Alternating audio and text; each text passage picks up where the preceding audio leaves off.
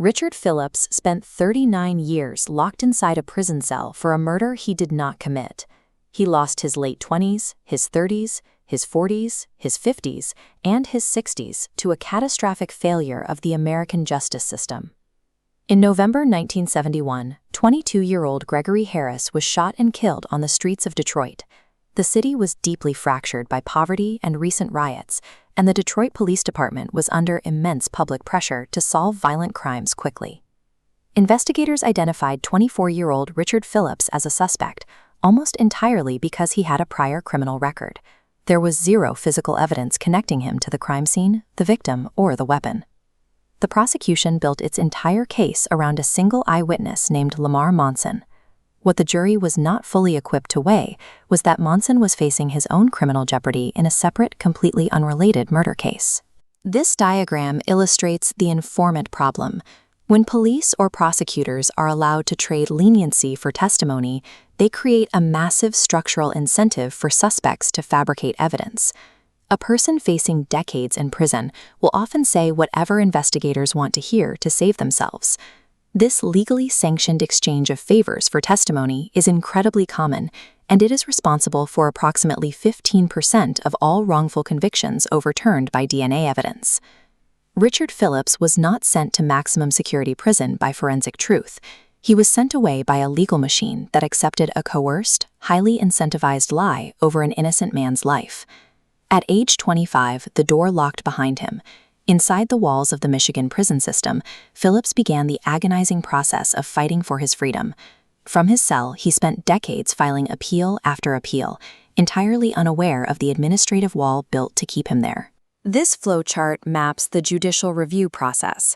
The appellate system forces defendants to prove specific technical errors from the original trial, not whether they are factually innocent. Without physical evidence to test for DNA, innocence claims based purely on testimony are permanently closed.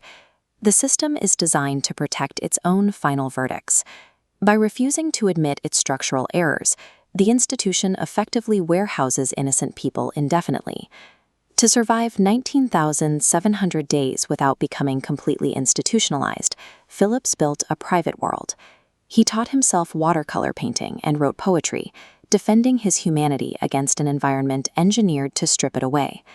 Outside, the Vietnam War ended, the internet was born, and the smartphone conquered the world.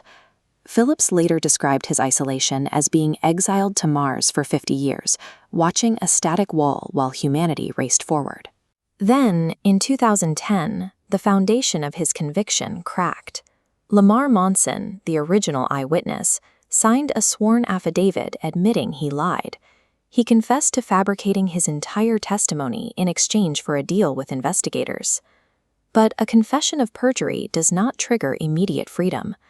Attorneys from the Michigan Innocence Clinic fought a grueling 7-year legal battle just to force the state courts to acknowledge the recantation. Phillips's eventual exoneration reveals a terrifying reality about American justice.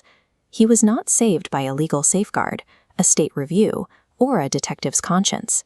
He was saved only because the man who framed him decided decades later to tell the truth. In 2017, Richard Phillips walked out of the courthouse a free man. At the age of 70, he stepped onto the pavement into a completely alien world. His prime earning years were gone, and his family connections had faded into memory. Under Michigan law, the state owed Phillips $1.5 million, mathematically $38,000 for every year of stolen life, yet the state fiercely resisted paying. To survive, he relied entirely on selling the watercolor paintings he had created inside his cell. Today, the Innocence Project estimates that between 20,000 and 100,000 factually innocent people are trapped in the exact same legal machinery, waiting for a breakthrough that may never come.